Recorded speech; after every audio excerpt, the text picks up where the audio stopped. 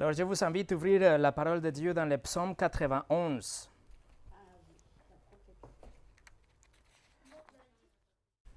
C'est un privilège de reprendre la prédication après la pause d'été.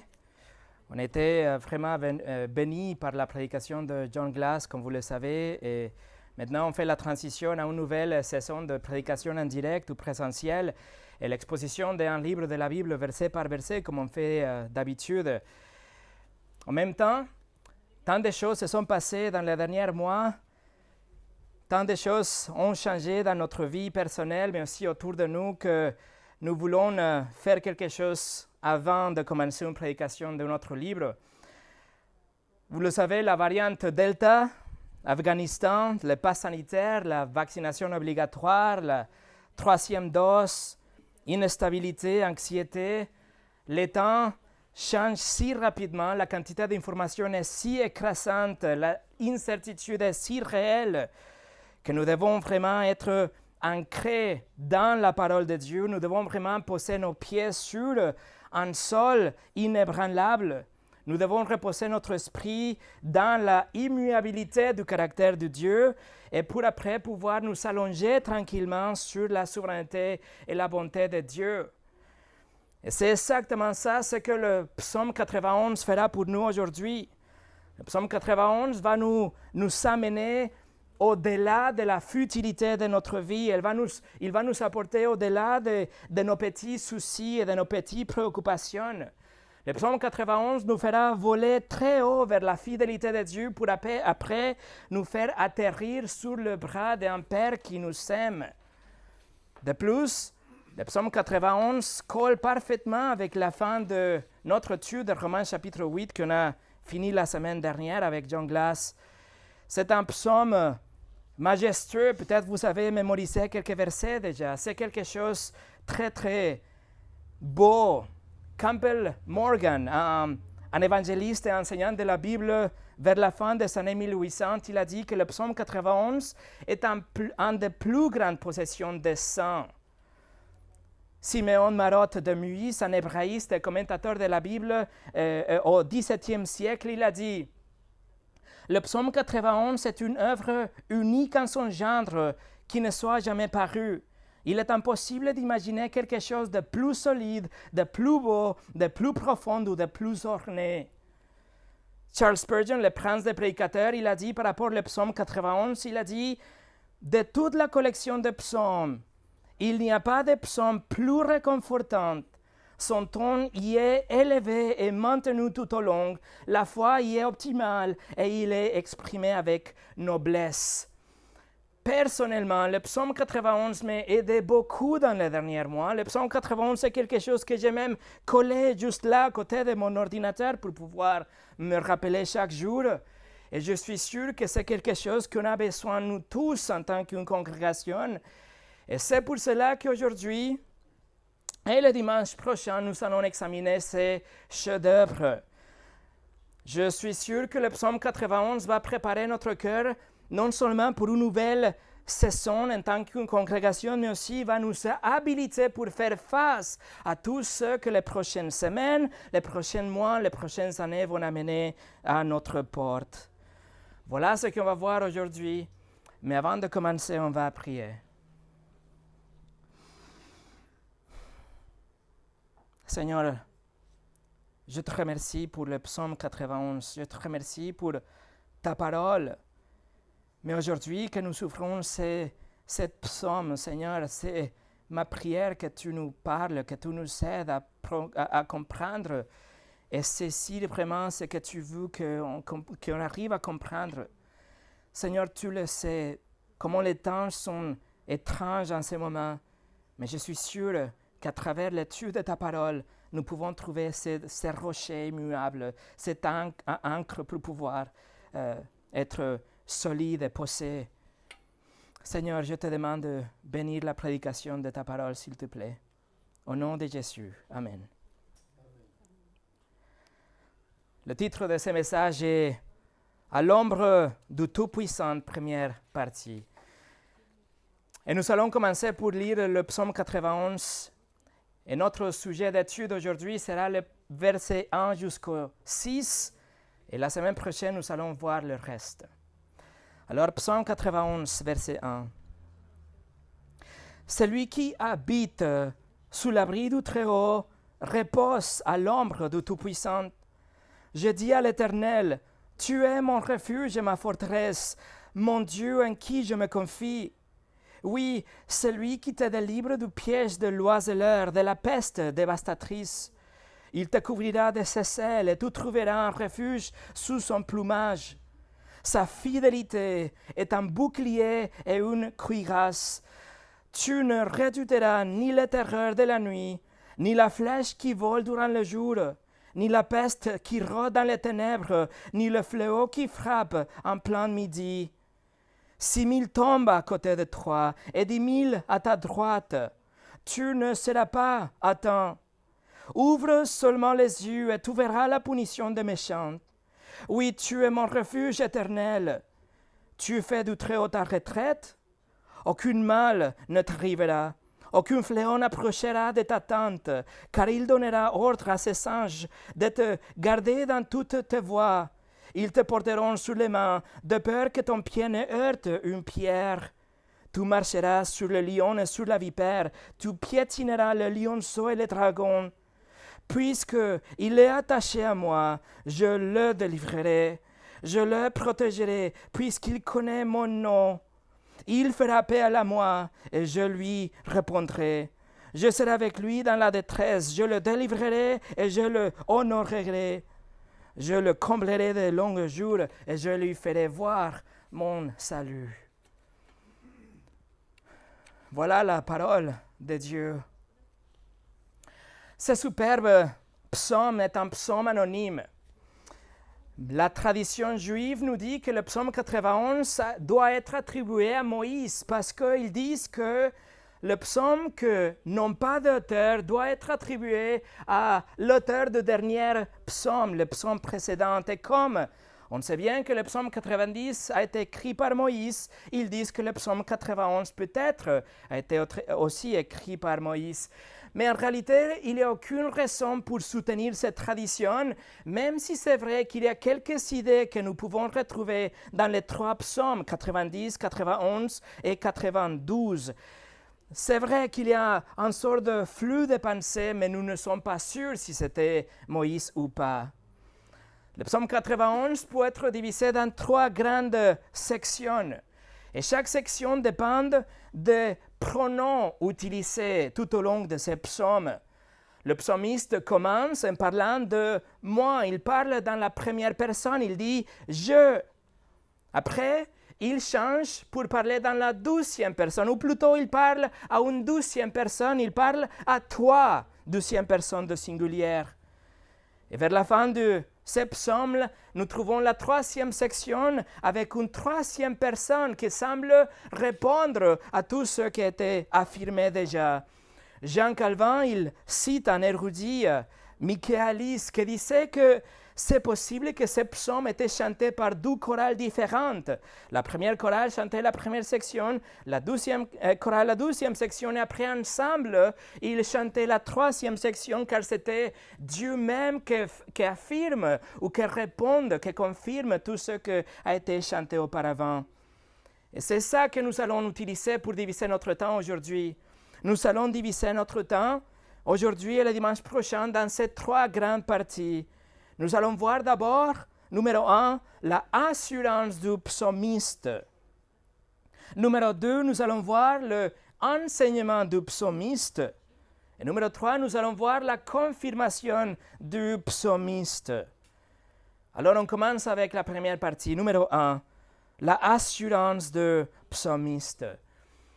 Tout de suite, quand le psaume commence, nous voyons que l'auteur, il déclare la confiance qu'il a dans le Seigneur. Il déclare tout de suite qu'il a une assurance qui est intouchable et inébranlable. Regardez avec moi le verset 1 et 2. Il écrit « Celui qui habite sous l'abri du Très-Haut repose à l'ombre du Tout-Puissant. Je dis à l'Éternel, Tu es mon refuge et ma forteresse, mon Dieu en qui je me confie. Voilà le verset 1 et 2, c'est une déclaration solennelle de l'auteur. Il est en train de dire qu'il a cette confiance que ne bouge pas, et en même temps, c'est une invitation à quiconque pour que vous puissiez venir trouver le même réconfort et la même sécurité qu'il a déjà trouvé en Dieu. Je voudrais que vous remarquiez tout d'abord le nom que le psalmiste utilise pour nommer, pour appeler Dieu. Première chose, dans le verset 1, il est appelé le Très-Haut, le Très-Haut, l'hébreu Elion. Ça veut dire qu'il n'y a personne qui est au-dessus de lui. Il est le Très-Haut, il est l'autorité maximale, il est le roi souverain, il est le maître de tous, il est le roi de l'univers, il est le Très-Haut. Deuxièmement, il est appelé le Tout-Puissant, le Tout-Puissant, Shaddai en hébreu. Ça veut dire qu'à lui appartient tout le pouvoir.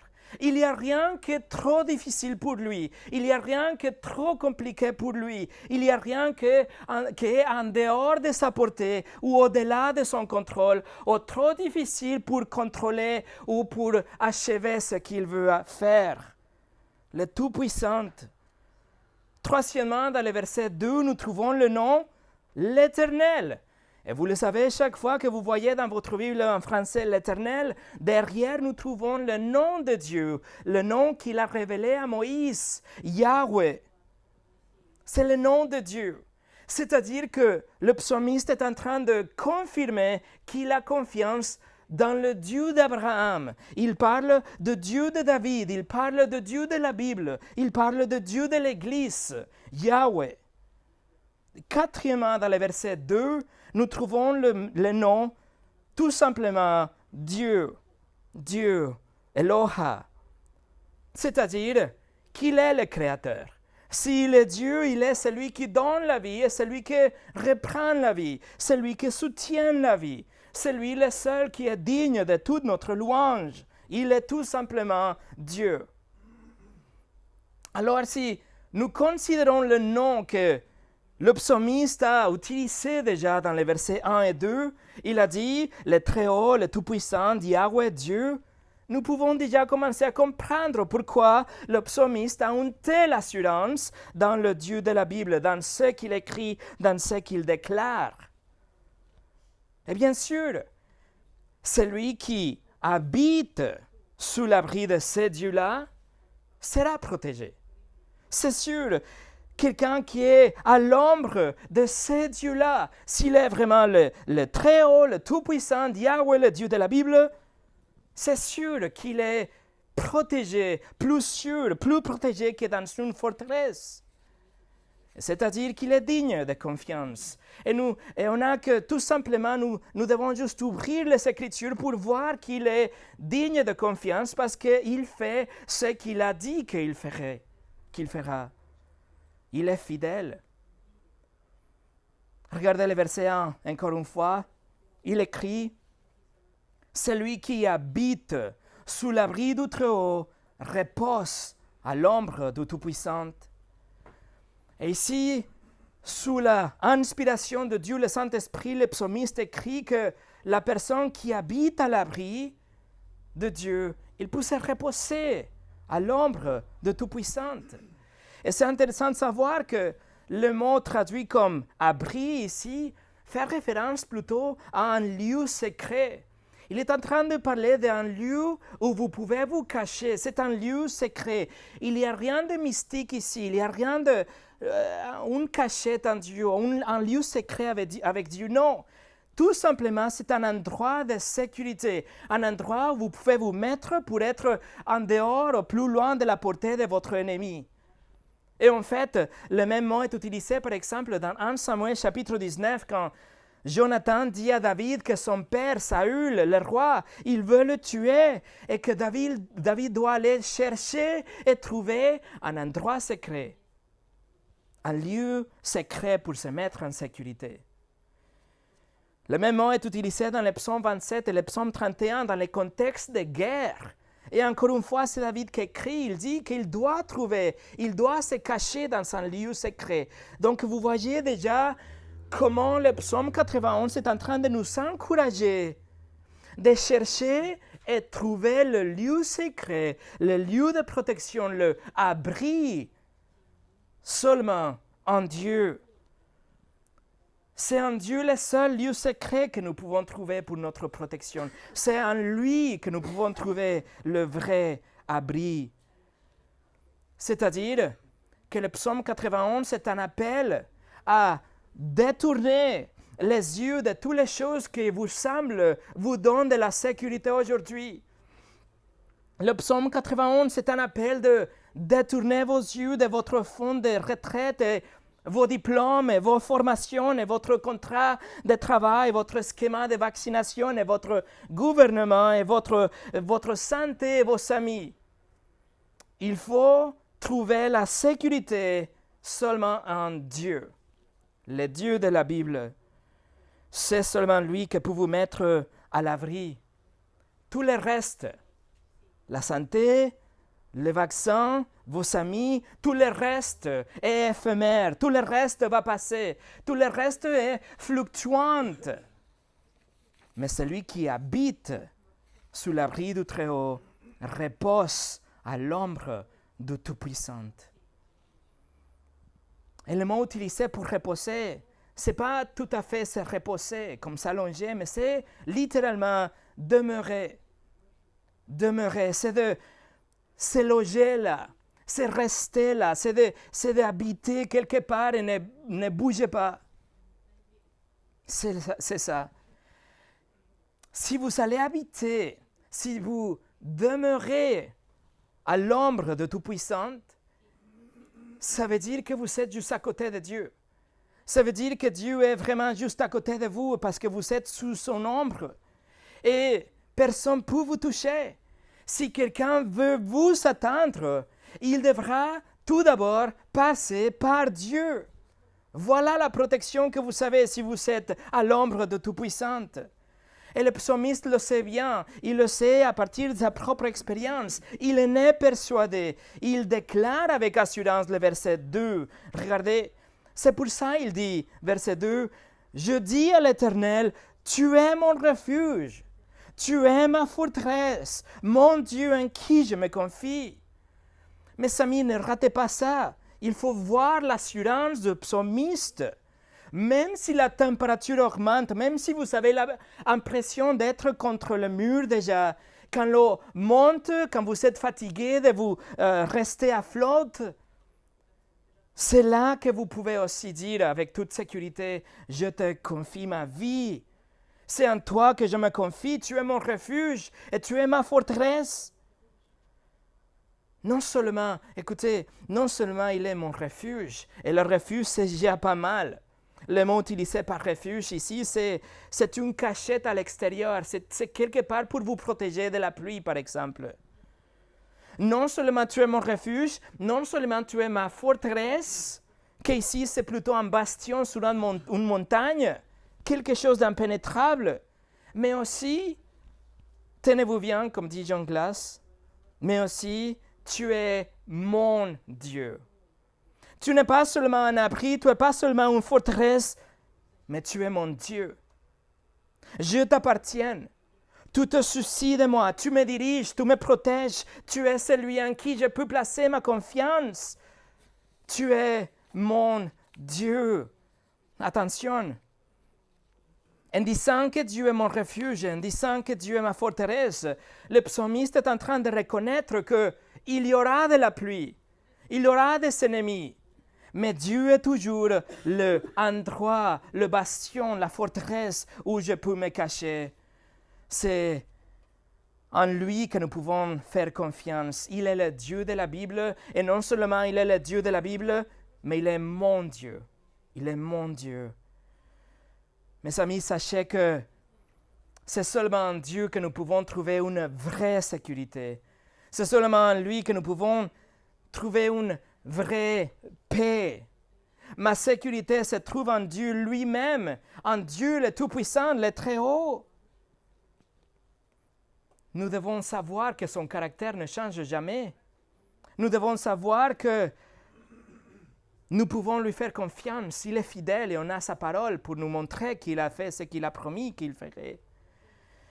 D'ailleurs, avant la pause d'été, nous avons étudié à profondeur les attributs de Dieu et nous avons passé 21 heures ensemble. Il y a 21 messages disponibles sur le site si vous voulez le réviser après en français et en russe aussi.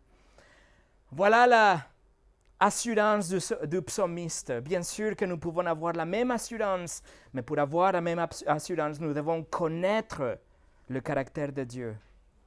Numéro 2, l'enseignement du psalmiste. L'enseignement du psalmiste. La deuxième grande section de ce psaume va du verset 3 jusqu'au verset 13. Nous allons voir que la moitié aujourd'hui. Et dans cette section, le psalmiste veut que nous comprenions, qu'il veut nous apprendre, il veut partager avec nous comment il a trouvé l'assurance qu'il a trouvée dans les versets 1 et 2. Comment est-ce qu'il peut affirmer ce qu'il a affirmé dans les versets 2.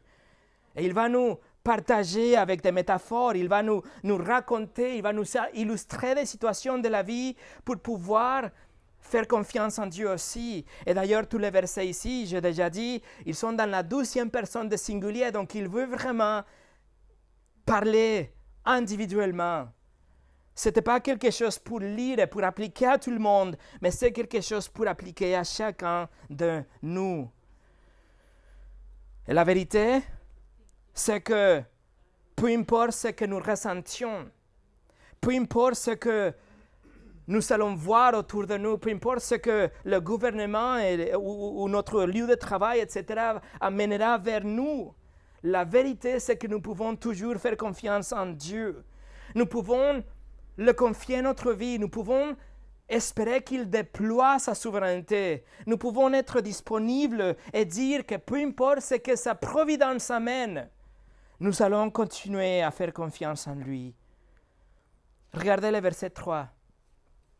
Il écrit, « Oui, c'est lui qui te délivre du piège de l'oiseleur et de la peste dévastatrice. » Dieu te protège. Dieu vous protège du trappeur, du chasseur. Il vous protège de tous les pièges, de toutes les choses que les hommes ont placées devant vous. Dieu vous protège, il vous délivre de toutes les subtiles menaces et attaques des hommes. Et il est écrit aussi qu'il nous délivre de la peste. Il nous délivre, il nous garde de toutes les maladies. Et voilà ce qui est écrit ici. Mais en même temps, bien sûr, la question qu'on se pose est, mais comment ça marche? Je ne vois pas ça en pratique. Comment ça marche? Quoi dire de ma propre vie? J'ai déjà tombé malade, j'ai déjà tombé dans des pièges. Comment ça marche? Comment est-ce qu'on peut appliquer ce texte pour notre vie? Qu'est-ce qu'on peut dire du peuple d'Israël? Par exemple, les Assyriens sont venus pour les capturer, ils sont après venus les Babyloniens pour les détruire, ils ont même détruit le temple dans l'année 586. Quoi dire des apôtres? Ils ont tous été tués sauf un, les martyrs de la première église ou les juifs dans la 12e guerre mondiale ou les frères et les sœurs pendant la peste noire ou les chrétiens aujourd'hui en Afghanistan ou ma propre expérience. Pourquoi le psaume 91 offre-t-il la délivrance si ce ne c'est pas ça, ce que je vois dans l'histoire et dans mon expérience personnelle aussi? Et voici la réponse. Le psaume 91, ce n'est pas une promesse de protection de tous les problèmes et de toute la souffrance et de toutes les maladies et de la mort. Non. Le psaume 91 est encore mieux que ça. Le psaume 91 est 1000 fois mieux qu'une totale protection de toute maladie et de tout piège. Le psaume 91 est une promesse que tout ce qui nous arrive, quelle que soit son intensité, Dieu quand même ne nous a pas perdu de vue.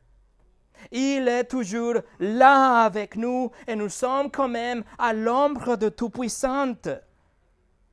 De plus, pouvez-vous vous imaginer Combien de pièges les gens sont déjà tendus devant de vous, mais vous ne les avez pas même remarqués. Vous avez été épargnés, délivrés. Combien de fois vous avez été délivrés de maladies? Vous avez attrapé des maladies, c'est sûr, mais combien de ces maladies vous avez déjà surmontées? Et combien des autres maladies vous n'avez pas attrapées? Je voudrais que vous réalisiez aujourd'hui que si vous êtes ici aujourd'hui, c'est parce que Dieu vous a gardé. Dieu a sa main sur vous. Dieu vous a protégé de toute façon. Le oiseleur, le trappeur, le chasseur peut vous savoir. Il peut vous faire du mal. La peste, les maladies peuvent vous savoir aussi. Mais Dieu est toujours là avec vous. Vous êtes à l'ombre du Tout-Puissant et vous pouvez quand même encore et encore lui faire confiance. Peu importe ce que sa providence amène dans votre vie, vous pouvez faire confiance à sa souveraineté.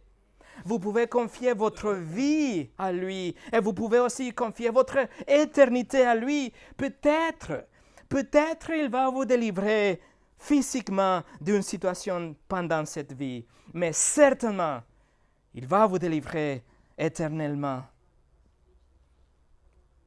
Verset 4. Il te couvrira de ses ailes et tu trouveras un refuge sous son plumage.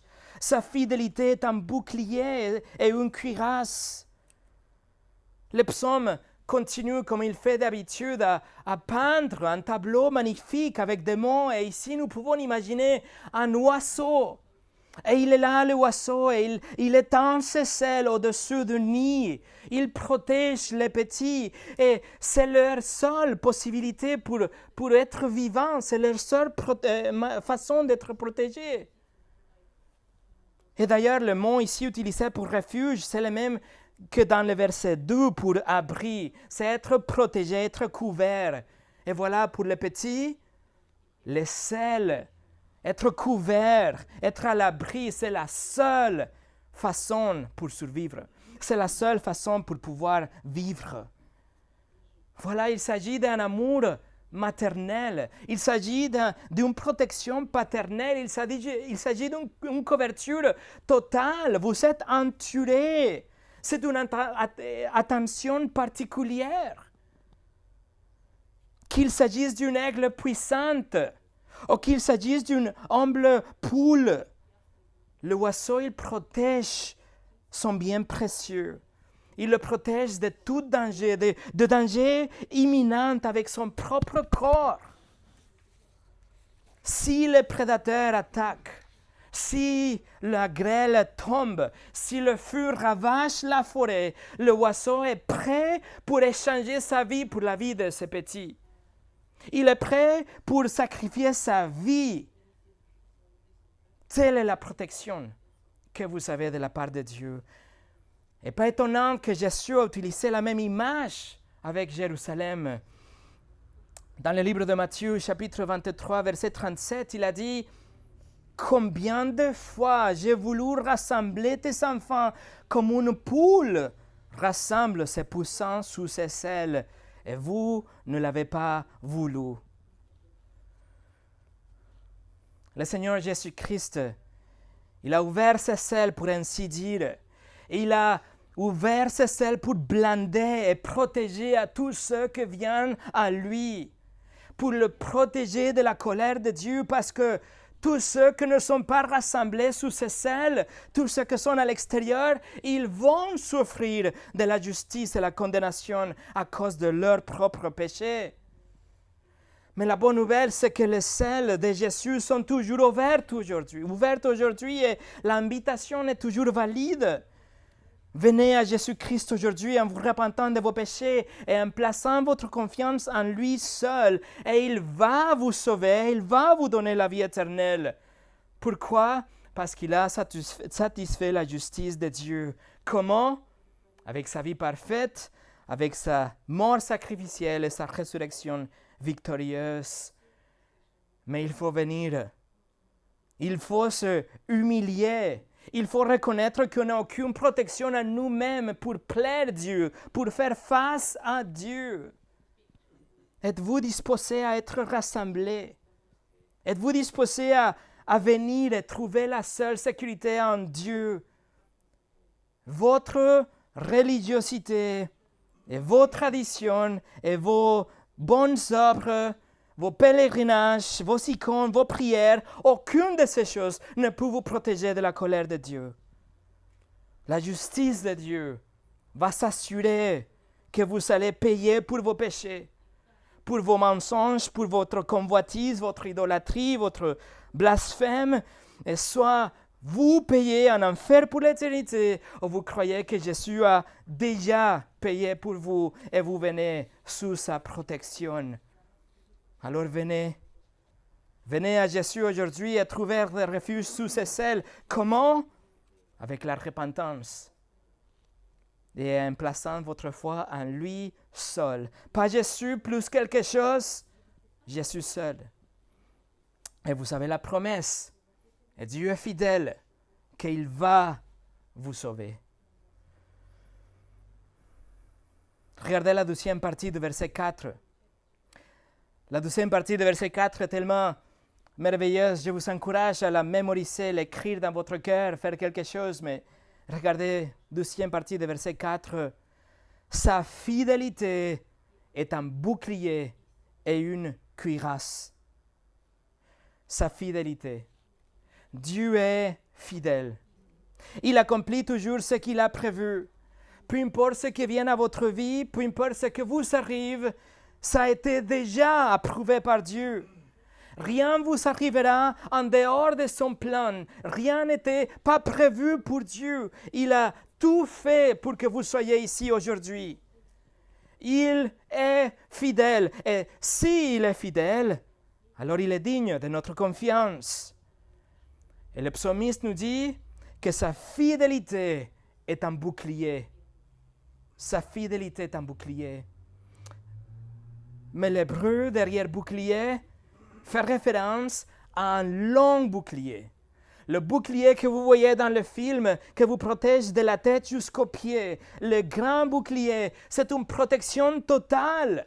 Vous pouvez compter sur sa fidélité. Mais aussi, sa fidélité, nous le dit, c'est une cuirasse. Et littéralement, fait référence à ce petit bouclier rond.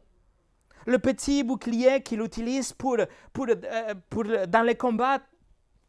C'est-à-dire que vous êtes bien protégé avec un long bouclier, mais en même temps, vous avez le petit bouclier pour agir à l'offensive, pour reculer à la défensive. Fin de compte, vous êtes vraiment protégé.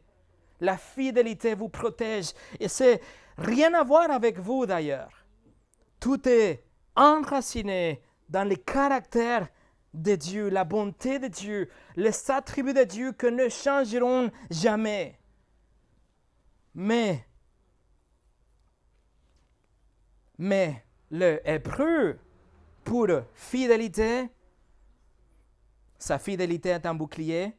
Le mot pour fidélité et l'hébreu émeth, et c'est régulièrement traduit comme vérité.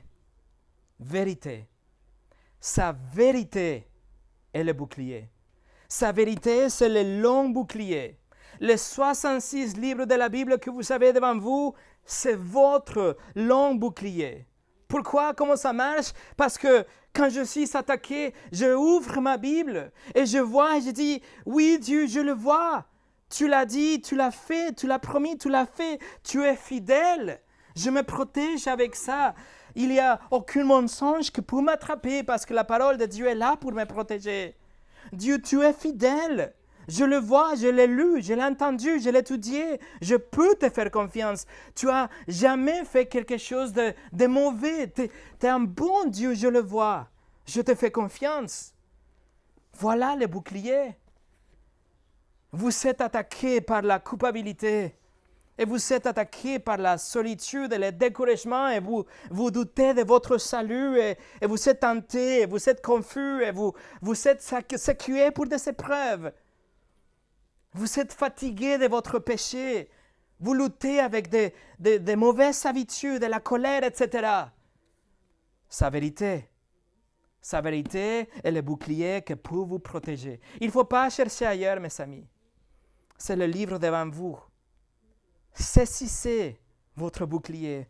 Utilisez le bouclier. Chérissez le bouclier parce que rien d'autre ne peut vous donner la paix que ce bouclier.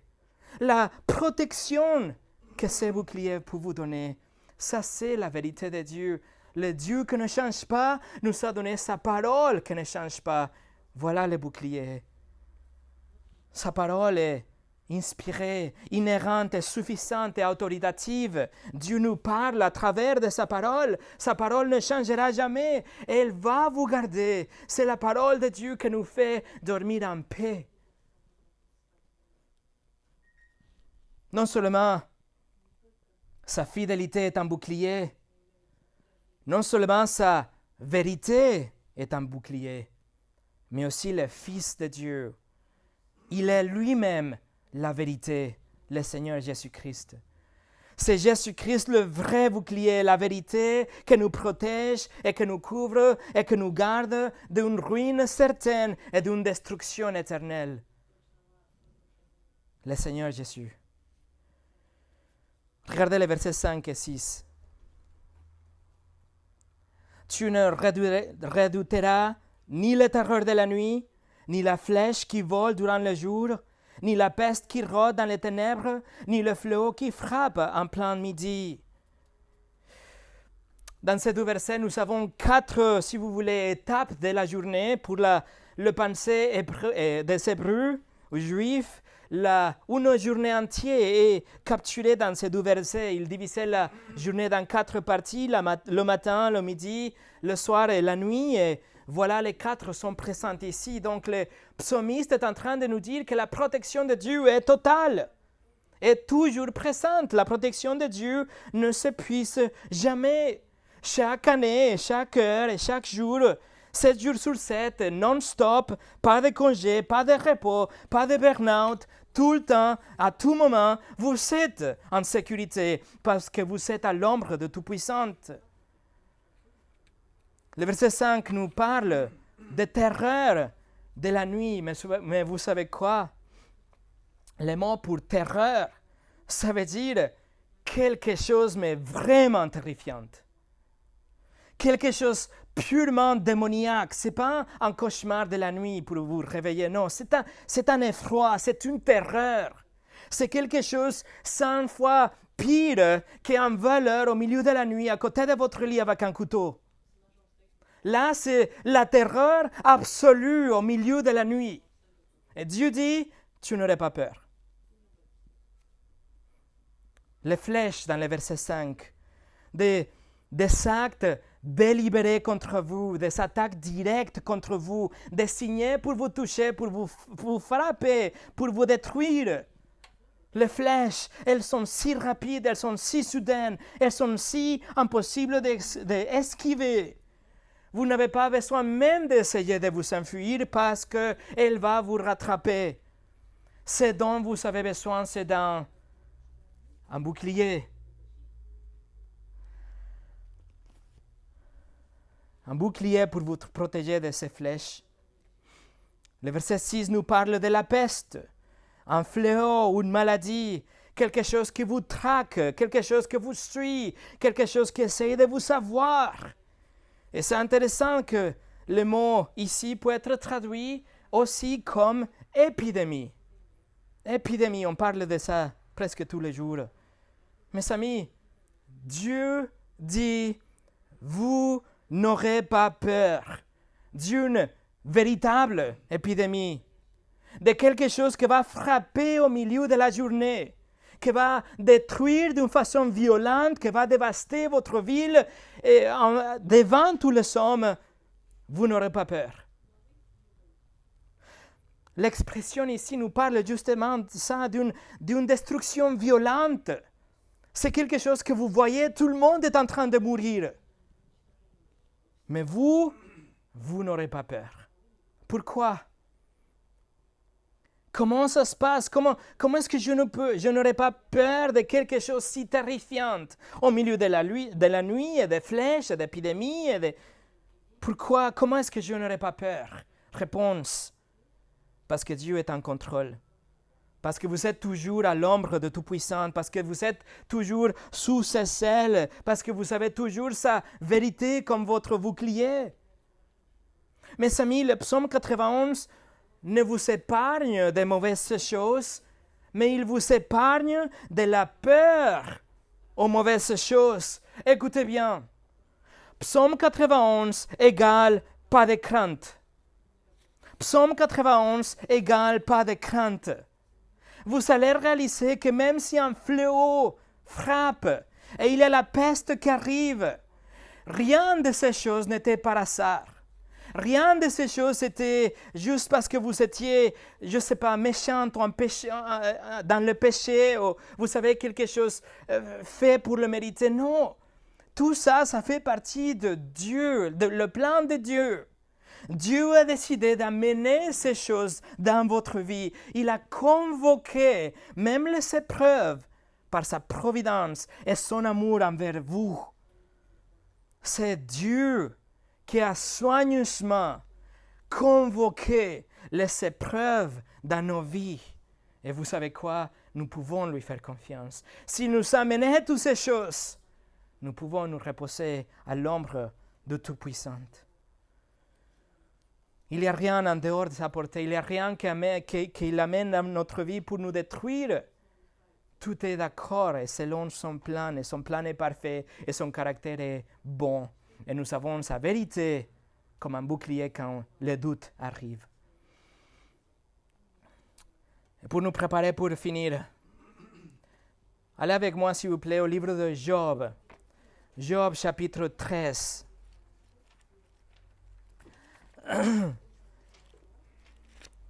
Le livre de Job chapitre 13. Je voudrais vous montrer à quoi ça ressemble vivre à l'ombre de Tout-Puissant. Quand on vit à l'ombre de Tout-Puissant, nous ne sommes pas résistants au feu, nous ne sommes pas coupe-feu. Mais quand le feu arrive, Dieu nous fera passer à travers le feu. Vous connaissez l'histoire de Job et après tout ce qu'il a vécu, il a perdu absolument tout. Et dans le chapitre 13, verset 15, regardez, Job dit, « Même s'il me tuait, je continuerai à espérer en lui. » Mais comment est-ce que Job peut faire confiance en Dieu? Comment est-ce que Dieu peut faire confiance s'il a tout perdu, si tout a changé dans sa vie? Oui, mais le caractère de Dieu n'a pas changé. Dieu est toujours bon, il est toujours sage, il est toujours souverain, il est toujours fidèle, il est toujours omnipotent, il est toujours un refuge, il est toujours saint, comme on vient de chanter, il est toujours omniscient, il est toujours amour. Et quoi qu'il arrive, je lui ferai confiance. Job dit, même s'il me tuait, je continuerai à espérer en lui. Et en fait, ce que Job est en train de répondre ici, même s'il ne le savait pas, il est en train de répondre au défi du diable, ce que le diable a posé comme question à Dieu. Regardez le chapitre 1. Job chapitre 1, versets 9 à 11.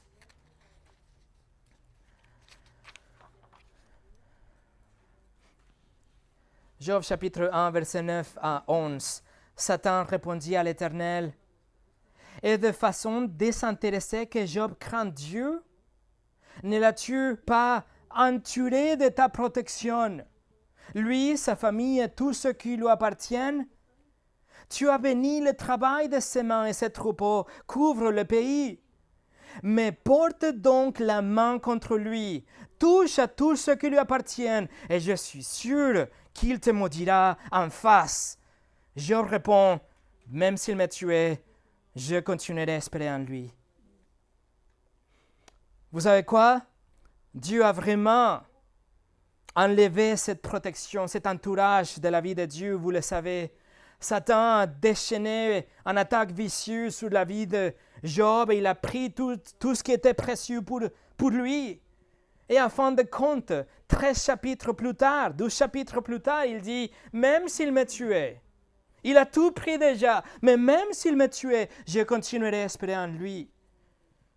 Encore une fois, dans les chapitres 2, Satan revient à Dieu et il lance encore une fois des questions. Il dit, verset 5, chapitre 2, verset 5, « Touche à ses os et à sa chair, et je suis sûr qu'il te maudira en face. » Job répond, « Même s'il me tuait, je continuerai à espérer en lui. » Vous voyez à quoi ça ressemble vivre à l'ombre de Tout-Puissant.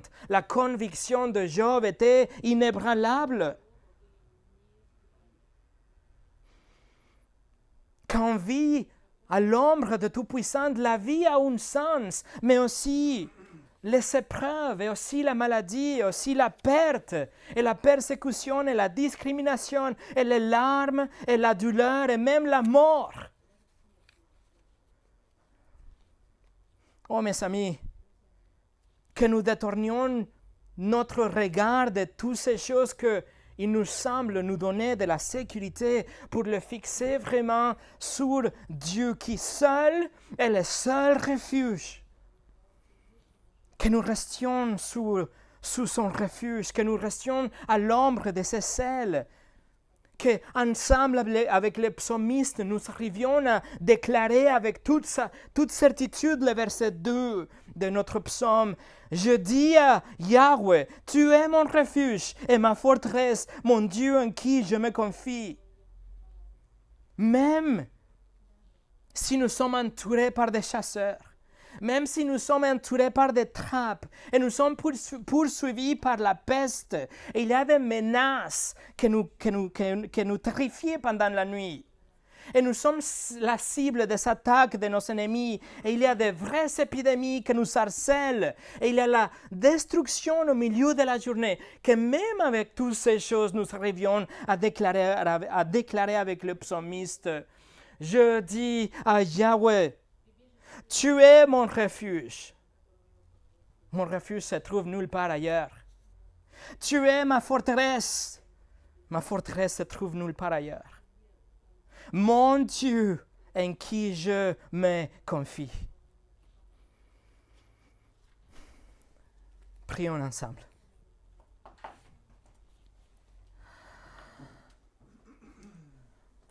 Seigneur, je te remercie pour ta parole. Seigneur, il y a tellement de choses qui se passent autour de nous et on a tellement besoin de ta protection et ce type de refuge et ce type de cachette pour aller nous cacher, nous protéger. Seigneur, nous ne voulons pas aller ailleurs, nous ne voulons pas chercher ailleurs. Nous savons que c'est seulement toi le vrai refuge et la vraie forteresse. Et je t'en supplie, Seigneur, qu'après cette étude, nous puissions recalibrer notre confiance et notre vie pour vraiment nous cacher, nous réfugier et être à l'ombre de Tout-Puissant. Seigneur, aide-nous à trouver dans nos cœurs des idoles et des choses que nous semblent nous donner de la protection pour pouvoir venir à toi et nous cacher à 100% à l'ombre de ta présence, de ta parole. Et Seigneur, je te demande pour tous ceux qui ne connaissent pas Jésus, qu'ils trouvent en lui la vraie protection, la protection de ces jugements qui viendra. Seigneur, on sait qu'il a pris la colère, qu'il a pris notre péché, qu'il est mort et qu'il a ressuscité pour nos péchés. Et aujourd'hui, cette invitation est toujours ouverte. Seigneur, je t'en supplie qu'il y aura des gens qui trouvent la vraie repentance et qu'ils trouvent la vraie foi en Christ seul. Merci pour ta parole. Change-nous, Seigneur. Encourage-nous. Gloire à toi. Au nom de Jésus. Amen.